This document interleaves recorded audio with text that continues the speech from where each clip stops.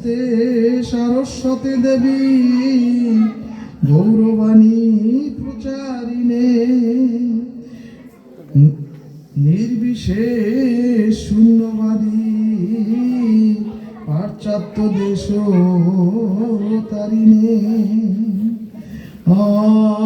অজ্ঞান তিমিরান্ধস্য জ্ঞানাঞ্জনা শলাকয়া চক্ষুরুন্মিলিতং যেন তস্मै শ্রী গুরবে নমঃ।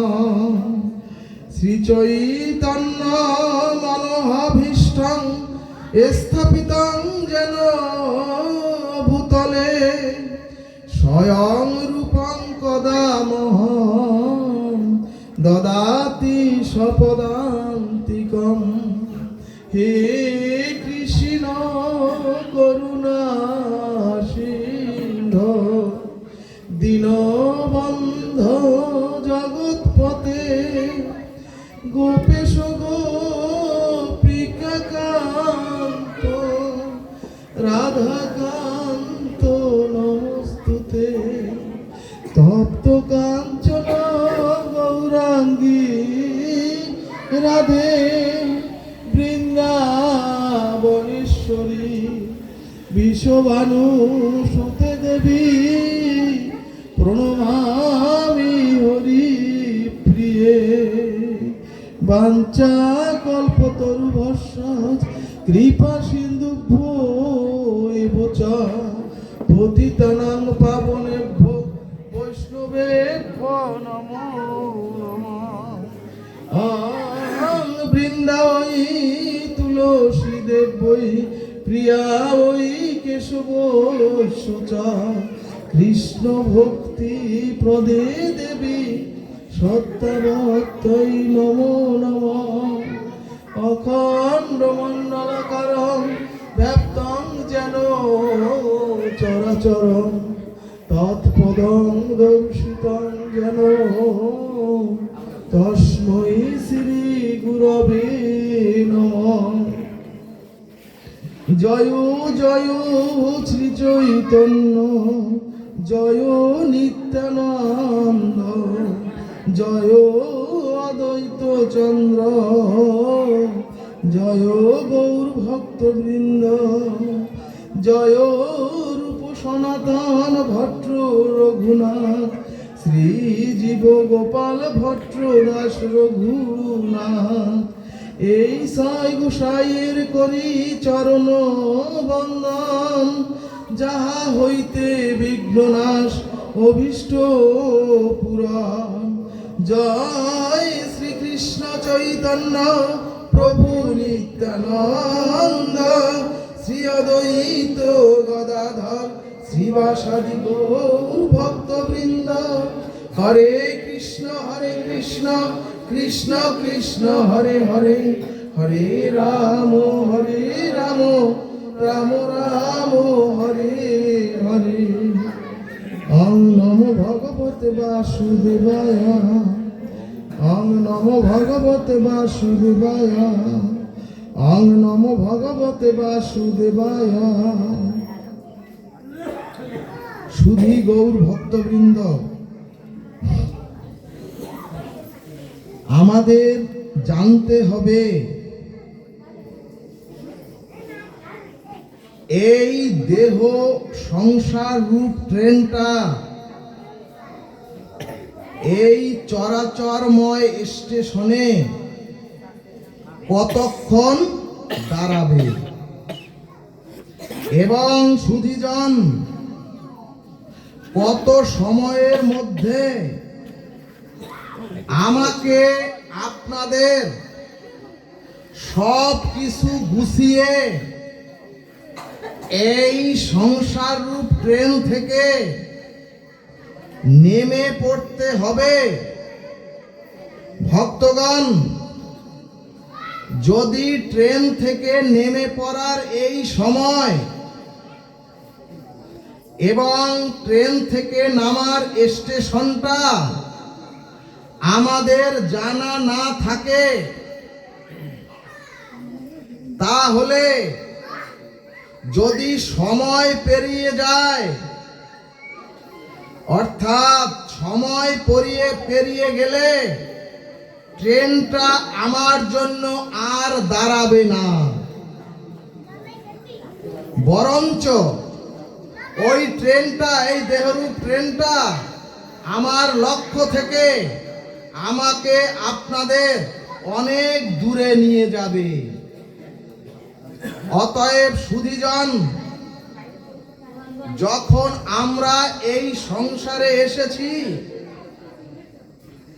এখন আমাদের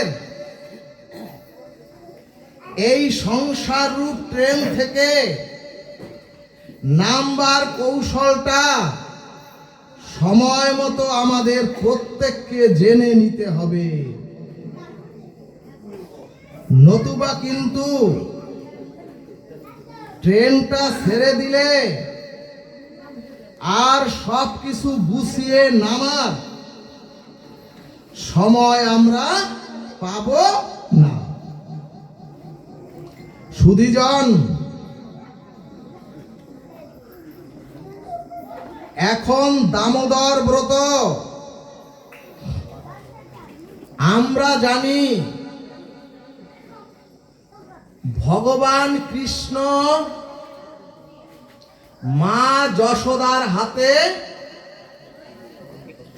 বন্ধনে আবদ্ধ হয়েছিলেন রশ্মি দ্বারা। ভক্তগণ, এত কাঁচা কথা সনাতন শাস্ত্র বলে না।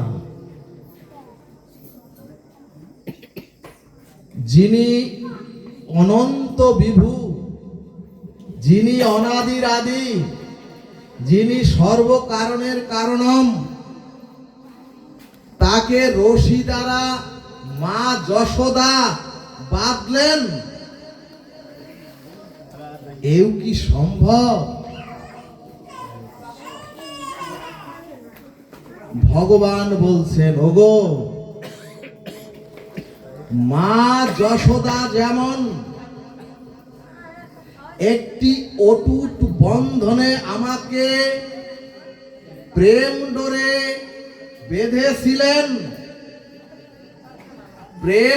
বেঁধেছিলেন, ঠিক সেই রূপ এ অনন্ত বিশ্বের অনন্ত জগৎ জীব যদি আমার সাথে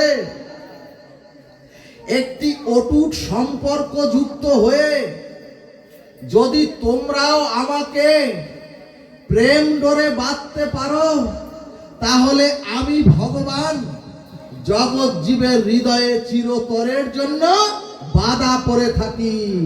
বলো না গো, রাধে রাধে।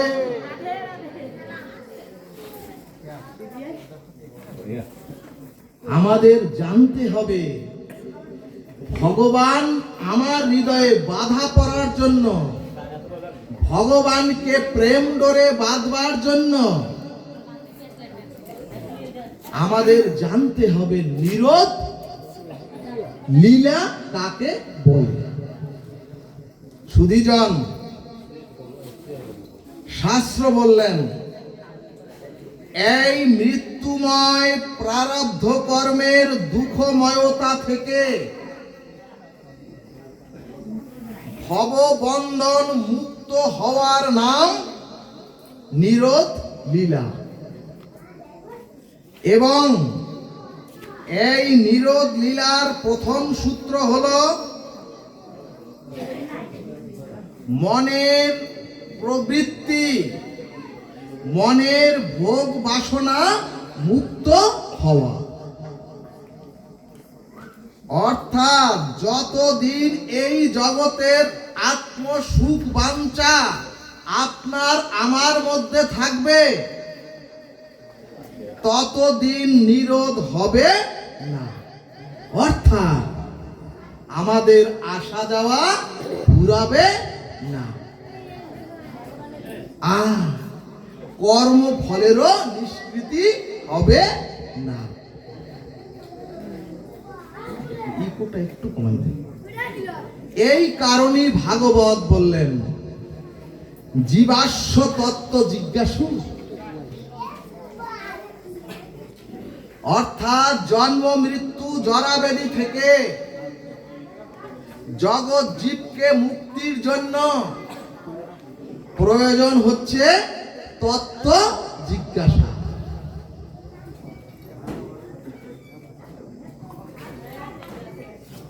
এরপরে ভাগবত বললেন, ওগো এই জগৎকে জেনে, ওগো এই জগতের ভূগোল, এই জগতের অঙ্ক জেনে অথবা এই জগতের ইতিহাস জেনে তুমি ভববন্ধন মুক্ত হতেও পারবে না, এবং এই ভববন্ধন মুক্তির জন্য অথবা নিরোধ লীলার জন্য তোমাকে জানতে হবে তত্ত্ব। সুধীজন, এখন প্রশ্ন, তত্ত্ব জিজ্ঞাসা কাকে বলে? ভক্তগণ, তত্ত্ব তাকেই বলে এই যে ব্যক্তি, এই যে বস্তু অথবা এই যে পরিস্থিতি, অর্থাৎ সুধীজন এই বিশ্ব ধ্বংস অথবা মহাপ্রলয় হওয়ার পরেও আপনারা তো জানেন একেবারে ব্রহ্মালোক থেকে এই মৃত্যু লোক পর্যন্ত সব একদিন মহাপ্রলয়ে সব ধ্বংস হয়ে যাবে। এজন্যই ভাগবত বললেন, ওগো এই যে ব্যক্তি, এই যে বস্তু এবং যে পরিস্থিতি,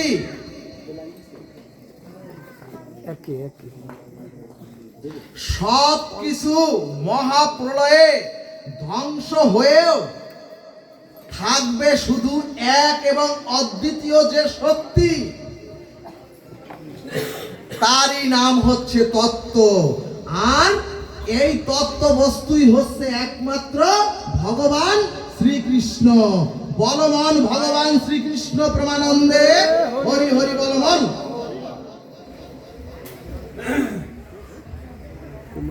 মায়েরা, ভগবান শ্রীকৃষ্ণের জয়ধ্বনিতেও উলুধ্বনি দিতে হয় না। এজন্যই ভাগবত বললেন, শ্রী ভগবানকে তত্ত্বত জানার নামই হচ্ছে, শ্রী ভগবানকে অনাদির আদি গোবিন্দ পরম পুরুষ পরমেশ্বর ভগবান শ্রীকৃষ্ণকে জানার নামই হচ্ছে তত্ত্ব। এবং যদি মনুষ্য প্রাপ্ত হয়ে এই চরাচরে এসে যদি ভগবান শ্রীকৃষ্ণকে অর্থাৎ তত্ত্বকে যদি না জানেন, তাহলে নিরোধ লীলাতেও কেউ আমরা পৌঁছাতে পারবো না। চৈতন্য ভাগবত বললেন, ওগো দুগ্ধ দ্বারা তো প্রদীপ প্রজ্বলন করা যায় না। ওমাগো একটি আর তিলক দিবেন না। সুধীজন,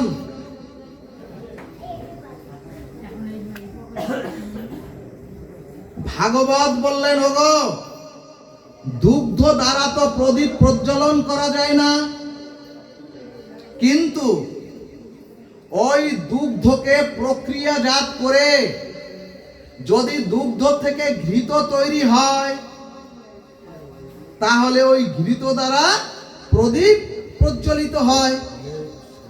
সুধীজন, এখানে শাস্ত্র বললেন দুধের প্রতিটি কণা, অনুকণা এবং প্রতিটি পরমাণুর মধ্যে ঘৃত তত্ত্ব থাকলেও দুগ্ধ দ্বারা তো প্রদীপ প্রজ্বলন করা যায় না। তবে সুধীজন, ওই দুগ্ধকে প্রক্রিয়াজাত করে ঘৃত তৈরি করলে প্রদীপ প্রজ্বলিত হয়। ঠিক তেমনি এই বিশ্ব সংসারের মধ্যেও তত্ত্ব আছে। যখন আপনি সদ্গুরুর কৃপায় শাস্ত্র মহাজনের আনুগত্যে যখন আপনি ভজন সাধনের দ্বারা সেই দুগ্ধ হতে যেমন প্রক্রিয়াজাত করে ঘৃত প্রাপ্ত হয়ে প্রদীপ প্রজ্বলিত হয়, ঠিক তেমনি সাধন ভজনের দ্বারা যদি আপনি আমি তত্ত্বকে জানতে পারেন, তখন আপনার জীবনে প্রেম ভক্তির প্রদীপ জ্বেলে উঠে সকল অন্ধকার দূরীভূত হয়ে যাবে। জয় নিতাই গৌর হরি বল।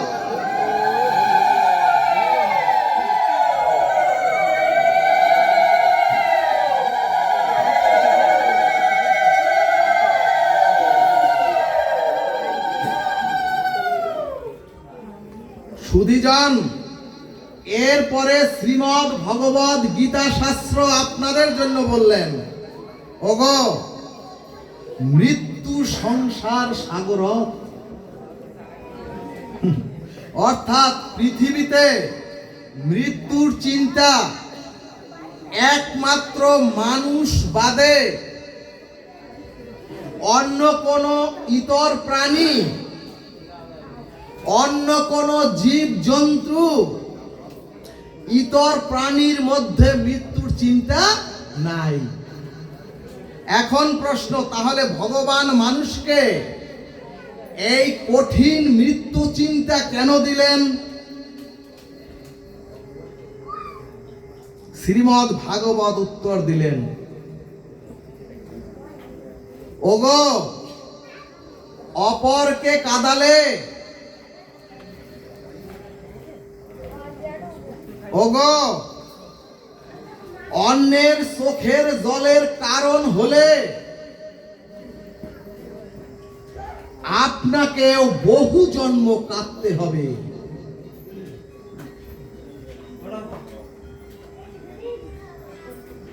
আর অন্তত মৃত্যু চিন্তা আমাদের নিরন্তর করতে হবে।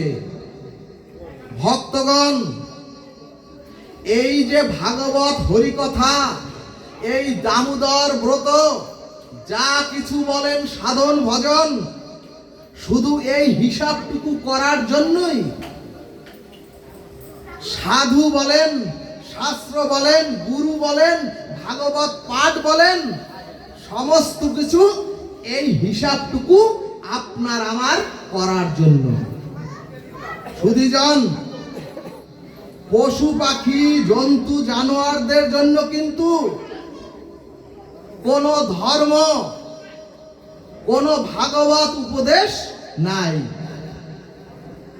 চৈতন্য ভাগবত দৃষ্টান্তে বললেন, একজন মানুষ জনসম্মুখে মূত্র ত্যাগ করায় যখন তাকে বিচারক সাজা দিচ্ছেন, তখন লোকটি বিচারককে জিজ্ঞেস করছেন, আচ্ছা প্রভু, মানুষ শ্রেষ্ঠ নাকি ঘোড়া শ্রেষ্ঠ? মানুষ বড় নাকি ঘোড়া বড়? তখন বিচারক, তখন লোকটি বলছে, সুধীজন, লোকটি বলছে যে কুকুর ঘোড়া যখন, কথা বলো না, কুকুর ঘোড়া যখন রাস্তায় প্রস্রাব করে তাদের তো সাজা হয় না, সেই কুকুর বিড়াল ঘোড়ার তো কোনো জেল জরিমানা হয় না। ভাগবত উত্তর দিলেন, ওগো একমাত্র মানুষ ব্যতীত অন্য কারো কোনো শাস্ত্র উপদেশ নাই, একমাত্র মানুষ ব্যতীত কারো জেল জরিমানা নাই।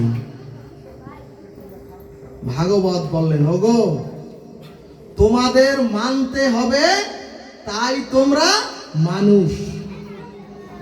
সুধীজন, আর যদি না মানেন, আর যদি আমি না মানি, তাহলে আকারে মানুষ হলেও আমি আপনি মানুষ নই। অর্থাৎ অর্থাৎ তুমি যদি গুরুজনকে,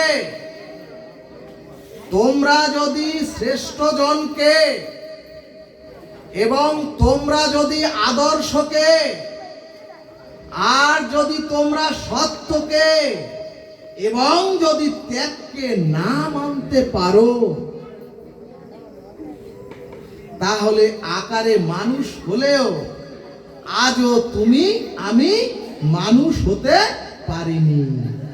ভক্তগণ, ভাগবত আলোচনা অন্য কিছু নয়। ভাগবত আমাদের মনুষ্যত্ব জাগরণ করে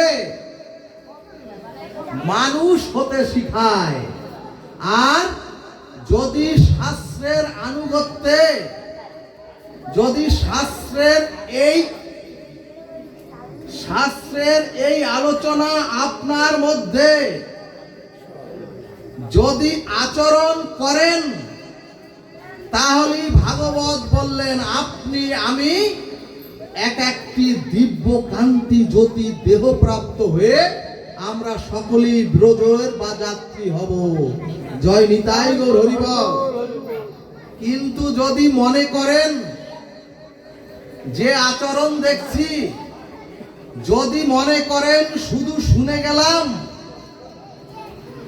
আর ভালো প্রসাদ খেয়ে চলে গেলাম, তাহলে আপনি নিজেকেই ঠকালেন।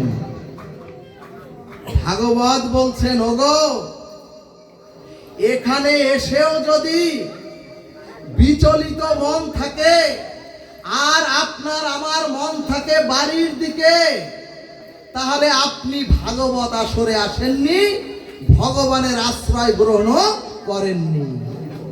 অথচ এই মাইকের শব্দে যদি একজন অসুস্থ রোগগ্রস্ত বিছানায় বসে যদি মন প্রাণ দিয়ে শাস্ত্রের আলোকে উনি আলোকিত হয়, ভাগবত বললেন আপনারা ভাগবতে আসেননি, ওই বৃদ্ধ এবং অসুস্থ লোকটি ভাগবতে এসেছেন, ভগবানের আশ্রয় পেয়েছেন।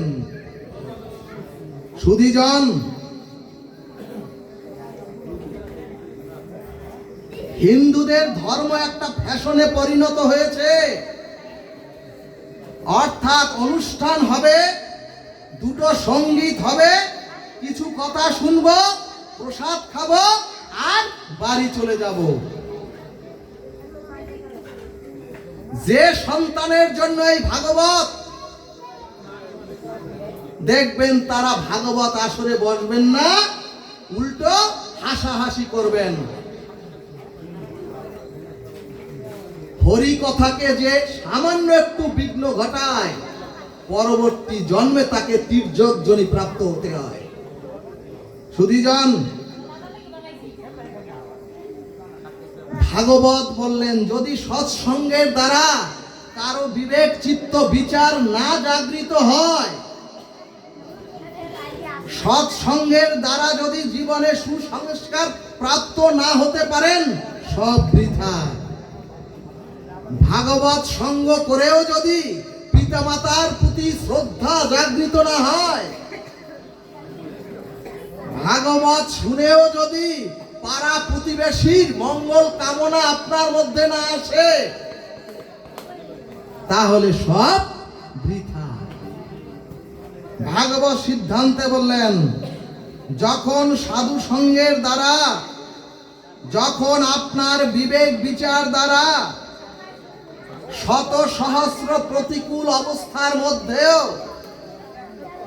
যখন আপনার কাম ক্রোধ, পর স্ত্রী আসক্তি এবং নেশা জগতের মতো ভগবত বিরোধী কর্ম থেকে বিরত হয়ে ধীরে ধীরে জন্ম জন্মান্তরের শুদ্ধ সংস্কারের দ্বারা আপনি আপনার পশুত্ব নষ্ট করে যখন মনুষ্যত্বে উন্নীত হবেন, তখনই বুঝবেন আপনার সাধু সঙ্গ হরিকথা সার্থক হয়ে মানব জন্ম সার্থক হয়েছে।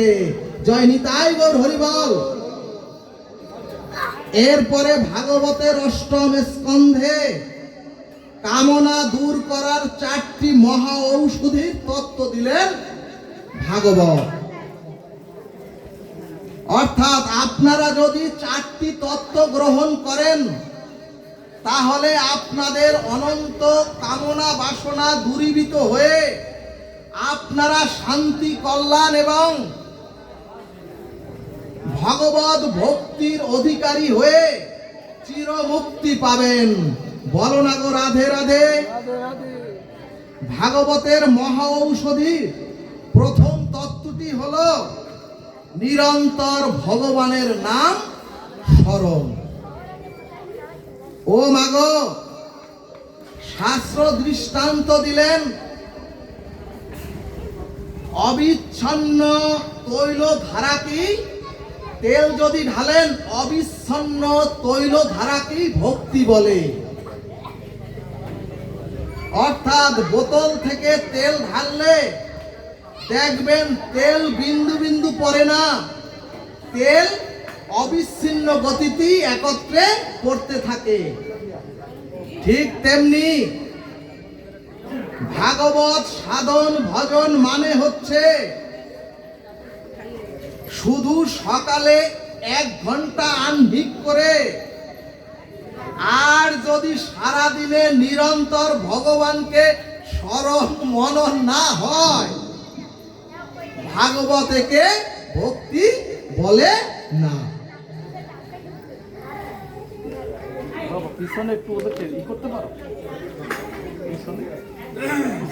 কর্তৃপক্ষ কারা? কথা বলে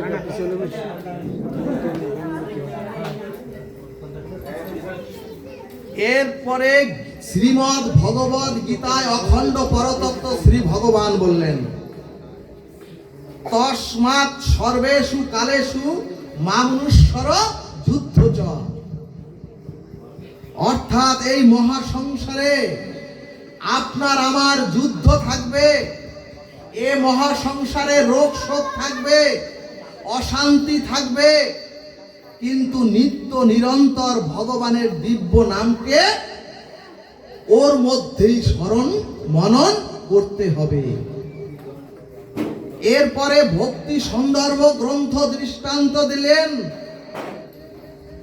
ওগো, আমরাও সাপ লুডু খেলি, সাপ লুডু খেলতে খেলতে একেবারে উপরে গিয়ে কষ্ট করতে করতে একেবারে উপরে গিয়ে পড়ি একেবারে সাপের মুখে। অর্থাৎ কিছুদিন সাধন ভজনে খুব মন লাগিয়ে একেবারে 16 মালা জপা শুরু করি, তারপরে ওই সাপের মুখে পড়ে আবার একেবারে নিচে, অর্থাৎ শূন্যতে। মহাজন বললেন, ওগো, এত কষ্ট করে উঠে যদি আবার শূন্যতে পড়লে,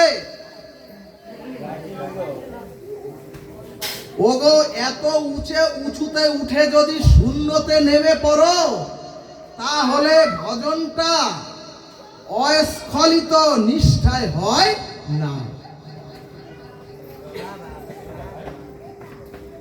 এরপরে ভাগবত বললেন, নিত্য নিরন্তর যে জিনিস হয় না, সেই জিনিস সুগঠিত হয়ে অভ্যাসে পরিণত হয় না। সুধীজন, এরপরে চৈতন্য ভাগবত বললেন, 3 বেলা ভোজন না করলে যেমন শরীরের শক্তি বল, 3 বেলা ভজন না করলে যেমন পুষ্টি তুষ্টি সন্তুষ্টি ক্ষুধা নিবৃত্তি হয় না, তেমনি নিরন্তর স্মরণ না হলে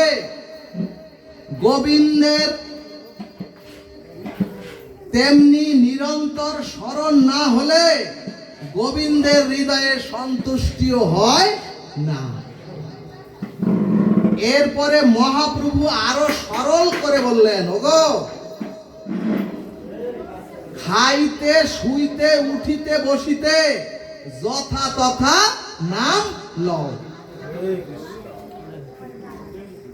সুধীজন এরপরে শ্রী শ্রী চৈতন্য চরিতামৃত দৃষ্টান্তে বললেন, এক রাজা ঘোষণা করে বললেন, আমার রাজ্যে যিনি সন্ধ্যা আহ্নিক সন্ধ্যা বন্দনা করবেন না, আমি তাকে রাজদণ্ড দেব। সুধীজন, দণ্ড বা শাসন দিয়ে তো ভগবানের ভজন হয় না।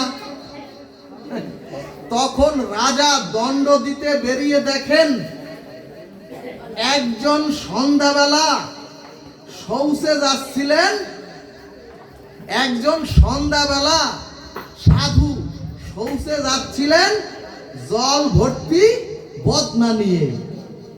সুধীজন, যেই রাজার সম্মুখে ওই সাধু জল ভরা বদনা নিয়ে পড়েছেন, অমনি ওই সাধু শৌচের বদনার জল নিয়ে হাতে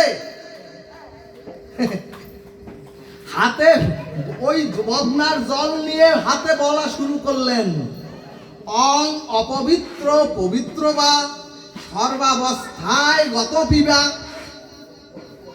রাজা মশাই তো রেগে, প্রচন্ড রেগে বললেন, কি ব্যাপার হে, ওটা তো শৌচের জল, ওই শৌচের জল নিয়ে যাচ্ছিলে তো মল ত্যাগ করতে অথবা মূত্র ত্যাগ করতে, তাহলে শৌচের জল নিয়েই অপবিত্র পবিত্র বা শুরু করলে কেন? লোকটি বলল, হে মহারাজ, এটা তো হচ্ছে আনহিক, এটা তো হচ্ছে দণ্ডের আনহিক। অর্থাৎ আনহিক না করলে আপনি তো আমাকে দণ্ড দিবেন, ওই দণ্ডের ভয়ে শৌচের জল দিয়ে অপবিত্র পবিত্র বা করে দিয়েছি। সুধীজন, বুঝতে হবে। তখন রাজা মশাই বললেন, ও সাধু, তাহলে যথার্থ আনহিক কখন হবে?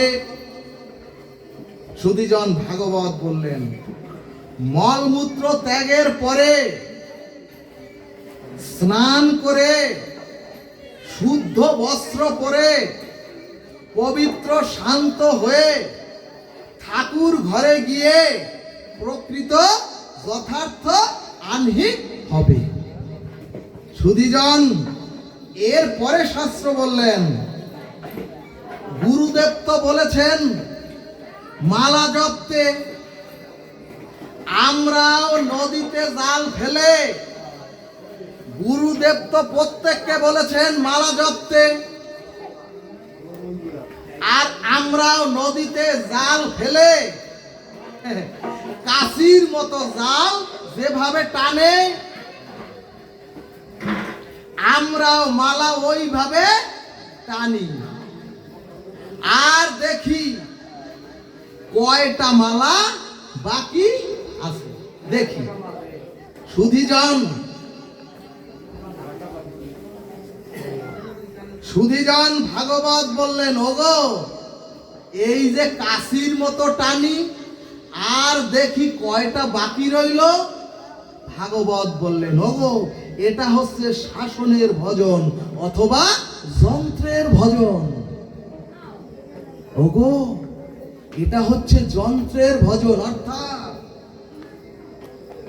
ভাগবত বললেন, ওগো যতটুকু পারো, যতটুকু ক্ষণিক সময় পারো ভজন করো অনুরাগে। গোবিন্দ গোবিন্দ প্রসাদের কাঙ্গাল না, গোবিন্দ এই অনুরাগের কাঙ্গাল। সুধীজন, অর্থাৎ ভগবানকে আনন্দ দেওয়ার জন্য নিষ্ঠার সহিত রুচির সহিত ভজনটুকু করতে হবে। সুধীজন, ভাগবতের নিগূঢ় তত্ত্ব হলো নিত্য নিরন্তর ভগবানের নাম স্মরণ করাটাই হলো প্রেম ভক্তি পাওয়া একমাত্র উপায়, একমাত্র লক্ষণ। এবং প্রেম ভক্তি পেয়ে ভালোবাসা যদি আপনার মধ্যে প্রগাঢ় হয়, সুধীজন সেখানেই থাকে প্রবল হৃদয়ের অনুরাগ, যে অনুরাগটুকু ভগবান গ্রহণ করে এ জগতের মালা চন্দন বিবাহের মতো আমরা যেমন মালা দিয়ে গ্রহণ করি, যদি ওই অনুরাগের ভক্তিটুকু আপনার মধ্যে সঞ্চিত হয়, ভগবান বললেন তখন জগতের মালার মতো আমি তোমাকে চিরতরে আবদ্ধ করে ফেলি। জয় নিতাই গৌর হরিবল।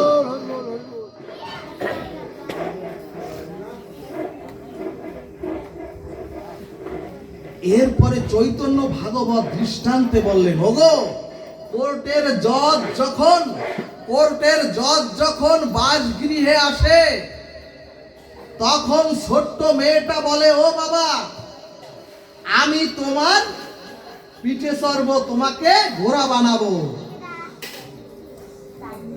যদি বাচ্চা সন্তানটি বলে ওই কোর্টের জজ সাহেবকে, আমি তোমাকে ঘোড়া বানাবো অর্থাৎ তোমার পিঠে চড়ব, তখন জজ সাহেব যদি বলেন,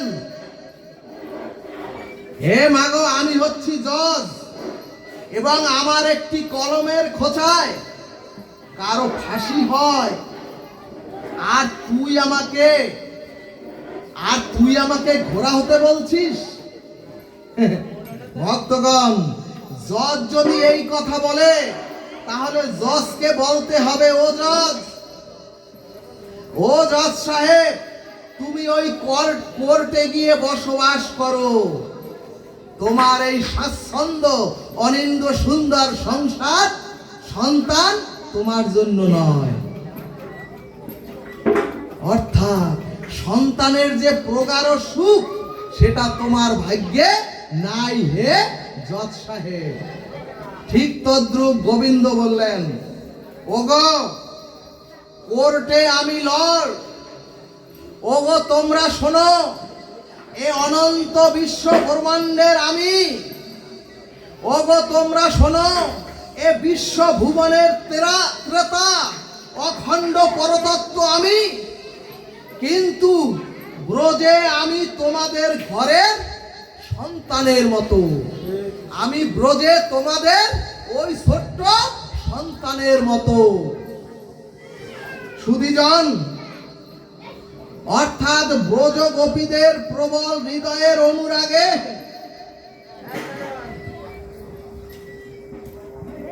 গোবিন্দ বলছেন, ওগো ওই গোপীদের প্রগাঢ় ভক্তির অনুরাগে আমি কারো সখা, ওগো আমি কারো সন্তান, মা যশোদার সন্তান, ওগো আমি নন্দ মহারাজের পুত্র,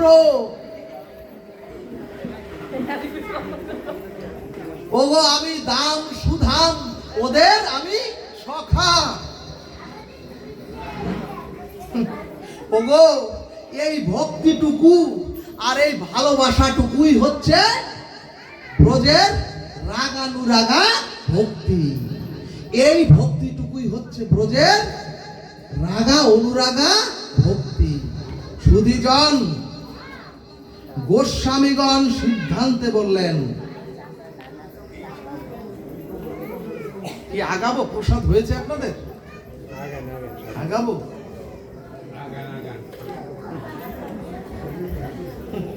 সুধীজন, এ মহা সংসার কারাগার হতে জীবকে চিরমুক্তির জন্য শ্রী ভগবান তার এই গীতা শাস্ত্রে দৃঢ় কণ্ঠে বললেন, ওগো তোমরা যদি আমাতে, অর্থাৎ ওগো তোমরা যদি আমার চরণে একবার সমর্পিত হতে পারো, তাহলে তোমাদের কর্ম নয়, তাহলে তোমাদের জ্ঞান নয়, তোমাদের ধ্যান নয়, তোমাদের এই যে ভক্তি বললাম এ ভক্তিও নয়। তখন ভগবান বলছেন আমারই দায় পড়বে তোমাদের তোমাদের কর্মময় বন্ধন থেকে চিরমুক্তি করার। সুধীজন, এই কারণে গীতা শাস্ত্রের মূল কথা হলো অহং তাং সর্ব পাপেভ্য মোক্ষই স্বামীমা শুচো। অর্থাৎ জ্ঞান কর্ম যোগ ধর্ম ভক্তি নয়। ওগো তোমরা শোনো, সমস্ত পথের থেকে সার পথ হলো ভাগবত পরম ধর্মে, অর্থাৎ আমার চরণে তোমরা আত্মসমর্পণ করো। এখন যদি বলেন হে গোবিন্দ আমি তোমার হলাম, ভাগবত বলছে এটাকে আত্মসমর্পণ বলে না। গোস্বামীগণ সিদ্ধান্তে বললেন ভাগবতে, তুমি যে ভগবানের চরণে সম্পূর্ণ আত্মসমর্পণ করেছো তার 6টি লক্ষণ থাকতে হবে। শুধু মৌখিক বললে হবে না আমি আত্মসমর্পণ করলাম, মৌখিক বললে হবে না হে ভগবান, হে দয়াল, হে পতিত পাবন আমি তোমার হলাম। ভক্তগণ, এই আত্মসমর্পণের প্রথম লক্ষণ হলো আনুকূল্যেশ্ব সংকল্প। আনুকূল্যেশ্ব সংকল্প অর্থাৎ সুধীজন, ভগবানের চরণে তখনই আত্মসমর্পণের শুভ সূচনা হবে যখন ভগবানের সুখ সেবার জন্য, যখন আপনি নিজের প্রজ্ঞা, যখন ভগবানের সুখ সেবার জন্য আপনি আপনার নিজের চাওয়া পাওয়াকে সম্পূর্ণ পরিত্যাগ করতে পারবেন। জয় নিতাই গৌর হরি বল।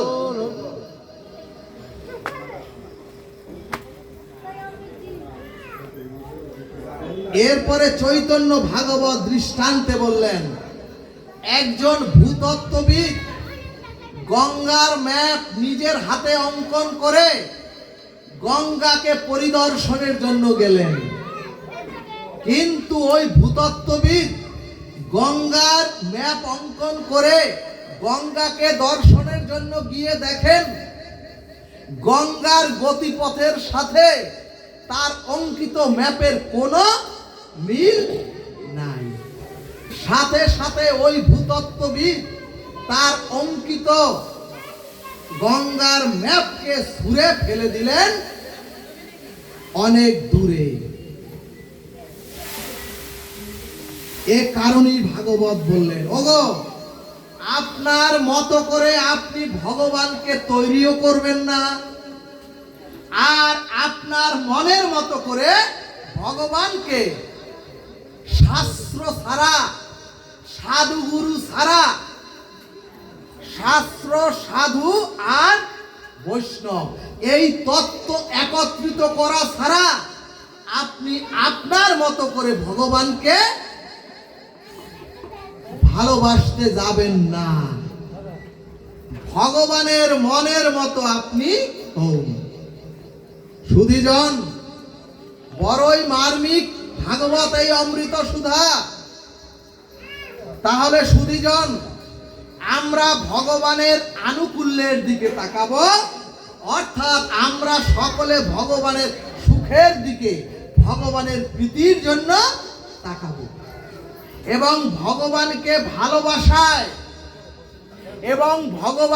ভালোবাসায় আমার কোনো স্বাতন্ত্রতা নাই।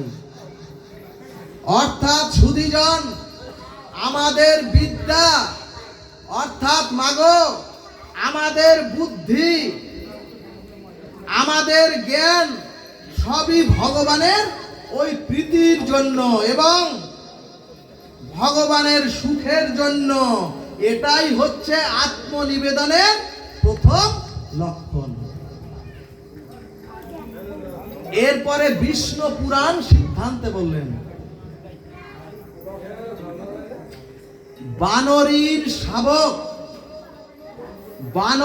শাবক বা বাচ্চাগুলি মা বানরীকে দেখবেন, মা বানরীকে শক্ত করে জড়িয়ে ধরে, আর যখন জড়িয়ে ধরে বাচ্চাগুলি শাবকগুলি মাকে, মা ওই শাবক নিয়েই এ ডাল থেকে ও ডালে লাফাতে থাকে।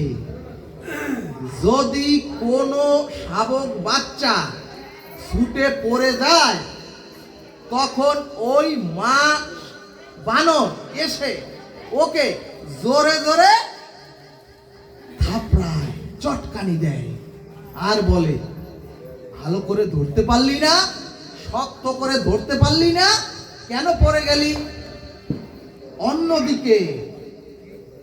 অন্যদিকে লক্ষ্য করবেন, বাড়িতে যে বিড়ালি যখন তার বাচ্চাকে মুখের মধ্যে কামড়ে ধরে,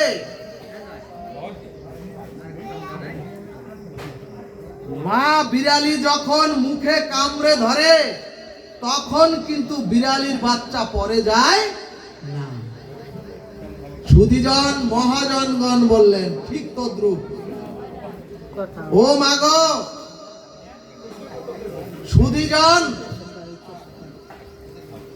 তোমরাও ভগবানকে বলো, হে ভাগবত, তোমরাও ভগবানকে বলো, হে পতিত পাবন, আমরাও তো বহুবার তোমাকে আঁকড়ে ধরার চেষ্টা করেছি। ওগো ভগবান, হে রাধে, কিন্তু বারবার জন্মে জন্মে আমরা পতিত হয়ে পড়ে গিয়েছি। সুধীজন, আমরা ভগবানের সাথে একটি 5 তলা বাড়িতে ছিলাম, আমরাও ভগবানের অংশ, ভগবানের সাথে ছিলাম। আমাদের কর্মের কারণে পতিত হয়ে 84 লক্ষ যোনি ভ্রমণ করতে করতে এখন আমরা মনুষ্য জন্ম প্রাপ্ত হয়ে 1 তলা, 2 তলা, 3 তলা, এভাবে 4র্থ তলায় এসে পৌঁছেছি। এখন আর একটু পর যদি এই মনুষ্য জন্মটা ভগবত ভজনের পথে থাকেন, ভগবানকে এই জীবনটাকে দিতে পারেন, তাহলে আর একটু পর আমরা ওই ভগবানের কাছে, ভগবানের পাদপদ্মে পৌঁছাতে পারবো। আর যদি কোন রকম ভুল করেন, তাহলে আবার ওই পতিত হয়ে জন্ম মৃত্যুর চক্রে ঘুরতে থাকবেন। সুধীজন, আমাদের জানতে হবে, বুঝতে হবে, ওই যে ইট পাথরের মন্দির, ওই মন্দির কি বৃন্দাবনে যেতে পারবে? কখনো যেতে পারবে? অথচ ওই মন্দিরে গিয়ে ভাগবত অমৃত সুধা রেখেও আমরা এই অশাস্ত্রীয় কাজগুলি করছি। ভাগবত আর ভগবান অভিন্ন, এক, অভিন্ন।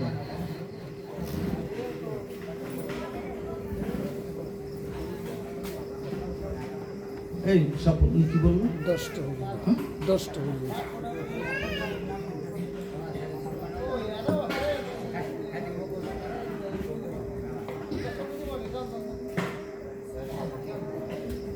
সুধীজন, আমাদেরও বলতে হবে, বহু জন্মে জন্মে আমরা তোমাকে আঁকড়ে ধরেছি, কিন্তু ওই যে পতিত হয়ে গেছি। এবার প্রভু তুমি কৃপা করে আমায় ধরো। আমাদের প্রত্যেককে বলতে হবে, যদি কৃপা করে তুমি এবার আমাকে ধরো, আমাদেরকে ধরো, তাহলে আর আমরা পারবো না, তুমি আমাদের শক্ত করে ধরো। জয় নিতাই গৌর হরি বল। এরপরে ভক্তি রসামৃত সিন্ধু গ্রন্থ দৃষ্টান্তে বললেন, কোনো মেলাতে পুত্র কন্যা যদি পিতামাতার হাত ধরে, পিতামাতার হাত ধরে সন্তান হাত ধরে থাকে, আর যদি ওই সন্তান মনোহারীর দোকানে খেলনা দেখে, তাহলে পিতার হাত ছেড়ে ওই সন্তান ওই খেলনার দোকানে চলে যায়। সুধীজন, কিন্তু অন্যদিকে পিতামাতা যদি ওই সন্তানের হাত ধরে, পিতামাতা যদি ওই সন্তানের হাত ধরে, তাহলে ওই পিতামাতার হাত সন্তান আর ছাড়তে পারে না। ঠিক তেমনি ভগবানকে সকলেই বলুন, আমি তো তোমাকে ধরার বহু জন্মে বহুবার চেষ্টা করেছি, কিন্তু জন্মে জন্মে পড়ে গিয়ে আমরা এখন পতিত হয়ে আছি। কাজী হে দয়াল, এবার কৃপা করে তুমি আমাকে ধরো। এবং সমর্পণের প্রথম লক্ষণই হলো আনুকূল্যেশ্ব সংকল্প। সুধীজন, আর ভগবানের চরণে সমর্পণের দ্বিতীয় লক্ষণ হলো প্রতিকূল্যেশ্ব বিবর্জনম। অর্থাৎ ভক্তগণ সাধক পথে চলার ভাগবতের এটাই হচ্ছে দিগদর্শন। অর্থাৎ ভক্তি বিরোধী, অর্থাৎ শাস্ত্র বিরোধী অথবা ভগবানের প্রতিকূল আচরণ আমাদের জীবন থেকে চিরতরে বাদ দিতে হবে। কিন্তু সুধীজন, প্রথমটা যেমন ভগবানের অনুকূলময়ী অথবা ভগবানের সুখের জন্য সেবা করতে হবে, দ্বিতীয়টা লক্ষণ হলো ভক্তি বিরোধী, প্রেম বিরোধী। অর্থাৎ ভগবানের প্রতিকূল সমস্ত কর্ম আমাদের জীবন থেকে চিরতরে ত্যাগ করতে হবে। আর যদি আমরা ভগবত বিরোধী এই চিরতরে ত্যাগ করতে পারি, তাহলেই আমরা চির শান্তি পাবো, চির কল্যাণের পথে যেতে পারবো। কিন্তু ভাগবত বললেন, ওগো এরকম ও সুভাষ, তোমার মতো হাজারো উপদেশ, হাজারো এরকম ভাগবত কথা শুনলেই যে জীব প্রেম বিরুদ্ধ, শাস্ত্র বিরুদ্ধ অথবা প্রতিকূল স্বভাব ত্যাগ করতে পারবে, এমন হবে না। ভাগবতী বলছে। সুধীজন, কতই তো শুনলাম, কতই তো হরিনাম করলাম এখানে, কিন্তু হরিনামকে গ্রহণ করতে পারি নাই। একাদশীর দিন অমেদ্য বস্তু এই দেহ মন্দিরে তুলি। কতই তো হরিনাম করলাম, আমাদের দীক্ষা নিয়ে শ্রবণও চলছে, এমনকি তীর্থ গতাগতিও চলছে, দান ধ্যানও চলছে। কিন্তু সুধীজন, ভগবান বা ভক্তির প্রতিকূল স্বভাবগুলো জীবন থেকে আমরা তাড়াতে পারছি না। এজন্যই চৈতন্য ভাগবত বললেন, যেদিন জীবের ভগবানের প্রতি খুব আসক্তি জন্মাবে, যেদিন জীবের ভগবানের প্রতি আসক্তি জন্মিয়ে বিবেক বিচার জাগৃত হবে, সেদিনই প্রতিকূল স্বভাবগুলো জীবন থেকে চিরতরে ত্যাগ হয়ে যাবে। ভাগবত দৃষ্টান্তে বললেন, একটি মেয়েকে অন্ন খেতে না দিলেও প্রতিদিন 3 বেলা তাকে আইসক্রিম খেতে দিতে হতো। এভাবে যখন 18 বৎসর হলো, যখন বিবাহ উপযুক্ত হলো, তখন পিতামাতা ওই মেয়েটিকে বিবাহের জন্য পাত্র দেখে বিয়ে দেওয়ার আগে ওই পাত্র এবং তার গার্জিয়ানদের বললেন, আমার মেয়ে নিরন্তর 18 বছর পর্যন্ত আইসক্রিম সেবা করে বেঁচে থাকে। বেঁচে আছে, অতএব বিয়ের পরও যাতে সে আইসক্রিম খেতে পারে আপনারা এই ব্যবস্থা করবেন। ওই যে শ্বশুর বাড়ির লোকজনও মেনে নিল, কিন্তু সুধীজন 2 বছরের মাথায় যখন ওই মেয়েটির গর্ভে একটি সুসন্তান এলো, আর যখন ওই সন্তানটির পরিচর্যার জন্য, সুস্বাস্থ্যের জন্য একজন ডাক্তারকে ডাকা হলো, তখন ডাক্তার বললেন, ও মাগো, এখন ওই সন্তানের স্বার্থে, সন্তানকে সুস্থ রাখার স্বার্থে তোমাকে আইসক্রিম কমিয়ে দিতে হবে, নতুবা ওই সন্তান নিউমোনিয়া অথবা ঠান্ডাজনিত রোগে আক্রান্ত হবে। সুধীজন, যখন ওই মা, 18 বছরের যুবতী মা যখন শুনেছে পেটের বাচ্চার ক্ষতি হবে, তখনই সারা জীবনের 20 বছরের সঞ্চিত ওই সিদ্ধান্ত থেকে সরে এসে আইসক্রিম খাওয়া কমিয়ে দিল। সুধীজন ভাগবত বললেন, ওগো, সন্তানের প্রতি মায়ের এক প্রগাঢ় মমতায় এতদিনের 20 বছরের অভ্যাস ছেড়ে দেওয়া শুরু করলো। ঠিক তদ্রূপ যেদিন ভগবানের প্রতি আপনার আসক্তির প্রগাঢ় একটি মমতা আসবে, ওই দিন থেকে আপনিও ভগবত বিরোধী, ওই দিন থেকে আপনিও ভক্তি বিরোধী অভ্যাসগুলো ত্যাগ করবেন। জয় নিতাই গৌর হরিবল। এখানে ভাগবত বললেন, ভক্তি জ্ঞান বৈরাগ্য ইতি ইতি বিবেক বর্ধিতা। সুধীজন, কথাটা বুঝতে হবে, অর্থাৎ ভক্তি জ্ঞান বৈরাগ্য ইতি বিবেক বর্ধিতা। যখন আপনার ভক্তি জ্ঞান বৈরাগ্য আসবে, যখন আপনার ভক্তি জ্ঞান আর বৈরাগ্য আসবে, তখন আপনার বিবেক বৃদ্ধি পাবে, নতুবা বিবেক বৃদ্ধি পায় না। সুধীজন, আর যদি জীবের বিবেক বৃদ্ধি না পায়, যদি বিবেক চেতনা জাগৃত না হয়, লক্ষ কোটি যাগযজ্ঞ দান ধ্যান কিছুই কাজে আসে না। এই কারণেই ভক্তি রসামৃত সিন্ধু সিদ্ধান্তে বললেন, প্রথমত গর্ভে সন্তান এলে ওই মেয়ের তার সন্তানের প্রতি ভক্তির দ্বারা এতদিনের আইসক্রিম খাওয়া কমিয়ে দিল। দ্বিতীয়ত ডাক্তার বলল, ওগো মা, আইসক্রিম খেলে গর্ভের সন্তান অসুস্থ হয়ে জন্মাবে। ও মাগো, এই প্র্যাকটিক্যাল জ্ঞান উৎপন্ন হওয়ায় এই যে বাচ্চাটা অসুস্থ হয়ে জন্মাবে, এই প্র্যাকটিক্যাল জ্ঞান ওই মায়ের মধ্যে যখনই উৎপন্ন হয়েছে, তখন সে দৃঢ় প্রতিজ্ঞ হয়েছে, চিন্তায় পড়ে গেছে।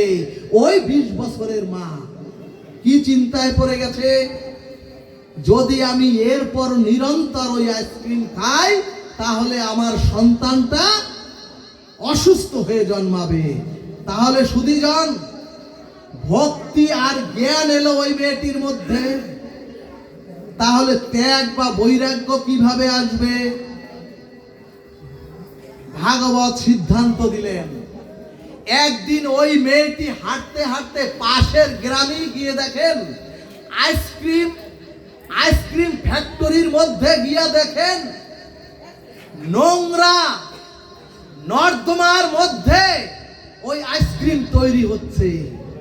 সুধীজন, যখন ওই মেয়েটি দেখলেন নর্দমার মধ্যে দুর্গন্ধ পোকামাকড়ের মধ্যে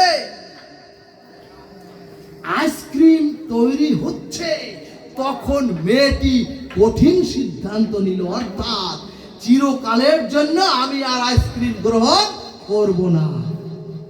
অর্থাৎ মেয়েটির মধ্যে ত্যাগ বৈরাগ্য চলে এলো। ভক্তগণ, আত্মসমর্পণের তৃতীয় লক্ষণ হলো রক্ষতি ইতি বিশ্বাস। বুঝেছেন? সুধীজন, ত্যাগ বৈরাগ্য কিভাবে আসে? যখন শ্মশানে দেখবেন আমার মৃতদেহটা ওই মাংস পিণ্ডের মতো ক্ষয় হচ্ছে জ্বলতে জ্বলতে, তখন বুঝবেন, তখন আপনার মধ্যে ত্যাগ বৈরাগ্য আসবে, নতুবা আসবে না। যখন ওখানে গিয়েও নেশাদ্রব্য গ্রহণ করবেন, যখন ওখানে হাই করবেন, যে শ্মশান হচ্ছে এই পৃথিবীর মধ্যে পবিত্র, সেই পবিত্র শ্মশানেও দিচ্ছি আমরা নেশা। সেখানে বসেও করি গল্প গুজব, করি না হরিনাম। কিভাবে ত্যাগ বৈরাগ্য আসবে? ভাগবত মানুষকে শাসন করে দিব্যকান্তি দেহ তৈরি করে দেয়। সুধীজন, আত্মসমর্পণের তৃতীয় লক্ষণ হলো রক্ষতি ইতি বিশ্বাস। অর্থাৎ তোমরা শ্রী গুরু কৃপা পেয়ে সকলে ভজন পেয়েছি, আমরা ভাগবত ধর্ম হরিনামও পেয়েছি। এখন আমাদের বিশ্বাসে দৃঢ়তা আনতে হবে, ভগবান আমাকে অবশ্যই রক্ষা করবেন। কিন্তু সুধীজন, ভগবানের প্রতি এই বিশ্বাসটাই আজ আমাদের নাই। একবার যাই তান্ত্রিকের কাছে, একবার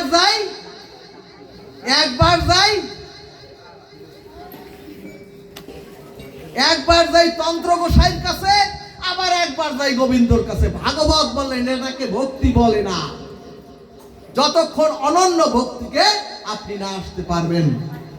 সুধীজন, ভাগবত সিদ্ধান্ত দিলেন, একবার যিনি ভগবানের চরণে বিশ্বাস করে সমর্পিত হয়েছেন, সুধীজন, তার আর যিনি একবার বিশ্বাস করে দৃঢ় বিশ্বাস এনে হৃদয়ে যদি ভগবানের কাছে একবার সমর্পিত হতে পারেন, তার নিজের প্রতি আর কোনো দায়িত্ব থাকে না। সুধীজন, তার সমস্ত দায়িত্ব তখন ওই ভগবান গ্রহণ করেন। জয় নিতাই গৌর হরিবল। সুধীজন, এরপরে চৈতন্য ভাগবত দৃষ্টান্তে বললেন, ওগো বিক্রি করা গরু আপনি উপযুক্ত মূল্য পেয়ে যদি দড়ি খুঁটা সব দিয়ে বিক্রি করে দেন, পরের দিন ওই গরুটি কোথায় খাবে, কোন গোয়ালে থাকবে, এই চিন্তা কি আপনার আর আসবে? সুধীজন, আর আপনার ওই গরুর প্রতি আর কোনো দায়িত্ব আর থাকলো না। ঠিক তেমনি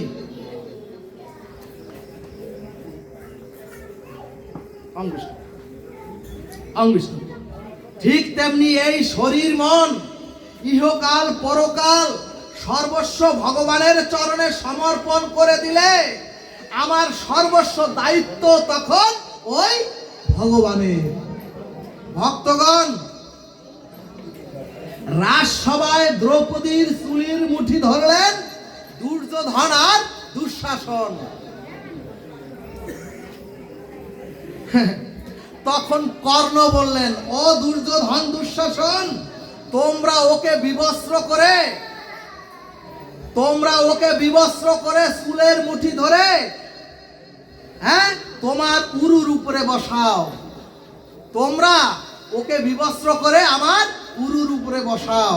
ও মাগো, তখন দ্রৌপদী প্রথমে তার স্বামীদের কাছে গেলেন। এখন প্রশ্ন আসবে, দ্রৌপদীর স্বামী কিভাবে হয়, পঞ্চ স্বামী কিভাবে হয়? জানেন বাবা? শোনেন বাবা, অর্জুন হচ্ছে জীবাত্মার প্রতীক, ভীম হচ্ছেন এই শক্তির প্রতীক, মানে ধর্মশক্তি, ধর্মবল। আর নকুল হচ্ছে বুদ্ধির প্রতীক, সহদেব হচ্ছে আদর্শের প্রতীক। অর্থাৎ সুধীজন, যখন আপনার মধ্যে জীবাত্মা তো আছে, যদি জাগৃত করতে পারেন, বুদ্ধি, জ্ঞান, বৈরাগ্য আর সুন্দরতা, বিবেক যদি আপনার মধ্যে জাগৃত হয়, তাহলে আপনি হচ্ছেন অর্জুন, আপনি হচ্ছেন নকুল, আপনি হচ্ছেন সহদেব। সুধীজন, ভাগবত বললেন, ওগো, আর যদি এই পঞ্চস্বামী, এই পঞ্চজনার সাথে যদি দয়ারূপ ওই দ্রৌপদী যুক্ত হয়, তখনই কুরুক্ষেত্রের যুদ্ধে জয়ী হয়। বুঝেছেন? ওই ব্যাখ্যায় গেলে অনেক সময় আমাকে সময় বেঁধে দিয়েছেন। সুধীজন, প্রথমে দ্রৌপদী তার স্বামীদের চরণ ধরলেন, স্বামীরা মাথা নিচু করে রইলেন। এরপরে বিশ্বজয়ী অর্জুনের কাছে গেলেন, ভীমের বাহুবল থাকতেও আসলেন না, যুধিষ্ঠিরের ন্যায় নীতিও কোনো কাজ করলো না, সকলেই মাথা নিচু করে রাখলেন। কারণ কি? ওই যুধিষ্ঠিরই তো দ্রৌপদীকে বন্ধক রেখে পাশা খেলেছিলেন। ভক্তগণ, তখন জগজ্জীবকে দ্রৌপদী বললেন, ওগো, ওগো, তোমরাও আমাকে দেখে শিক্ষা নাও, উদ্ধারকারী ভগবান ছাড়া আর কেউ এই চরাচরে নাই। সুধীজন, সুধীজন, এরপরে আত্মসমর্পণের চতুর্থ এবং পঞ্চম লক্ষণ হলো গোপিত্বে বরণং তথা। গোপিত্বে বরণং তথা অর্থাৎ সুধীজন, প্রশ্ন আসবে, গোপীকে? ভাগবত সিদ্ধান্ত দিলেন, গোপী নারীও না, গোপী পুরুষও না, গোপী সিঙ্গারেও না, গোপী বসন ভূষণেও না, গোপী শাড়ি চুরিতেও না, আর গোপী চুরি আর সিঁদুরেও না। সুধীজন, গোপী হচ্ছে একটা ভাব, গোপী হচ্ছে একটা ভাব। এখন প্রশ্ন, গোপী ভাবটা কেমন? সুধীজন, গো শব্দের আবিধানিক অর্থ হচ্ছে ইন্দ্রিয়, ইন্দ্রিয়। আর ইন্দ্রিয়, ইন্দ্রিয় কাকে বলে?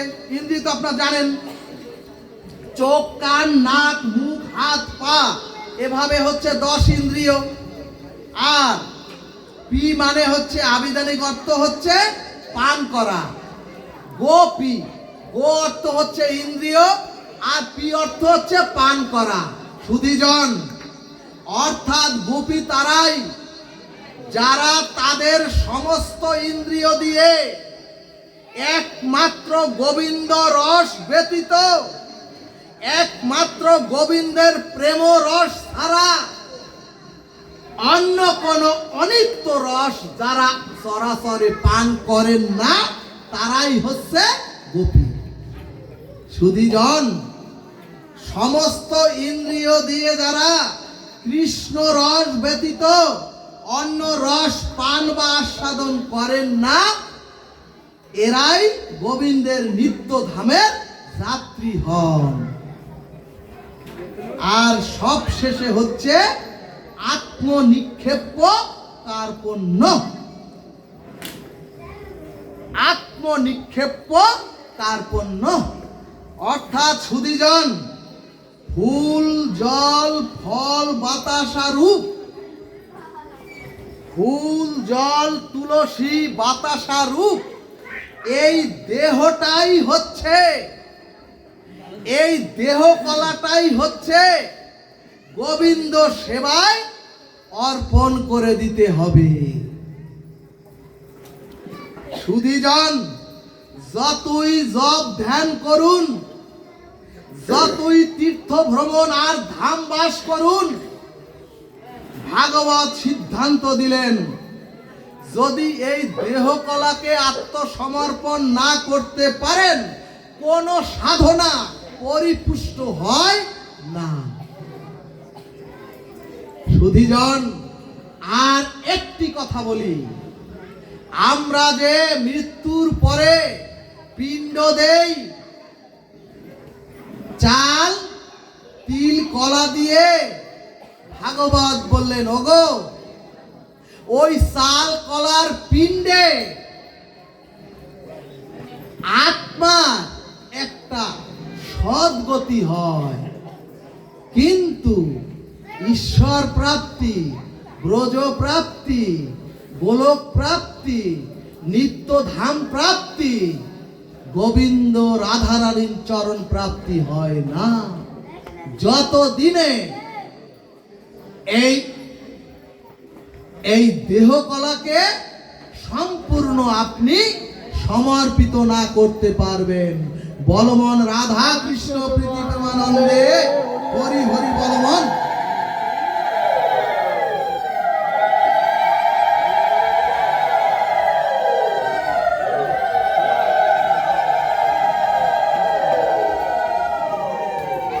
জয় জয় এই নব শ্রীধাম বৃন্দাবন বিহারী লাল কি জয়, জয় কৃষ্ণচন্দ্র ভগবান কি, শ্রী শ্রী নব বৃন্দাবনের রাধা মাধব কি, সখী বৃন্দ কি, পঞ্চতত্ত্ব কি, রাধা দামোদর ব্রত কি, প্রেমের ঠাকুর শ্রীমান গৌর হরি কি, প্রেমময়ী শ্রীমতী রাধা রানী কি, জয় নিতাই গৌর সীতানাথ প্রেমানন্দে হরি হরি বলমন। গঙ্গা গীতা সাবিত্রী সীতা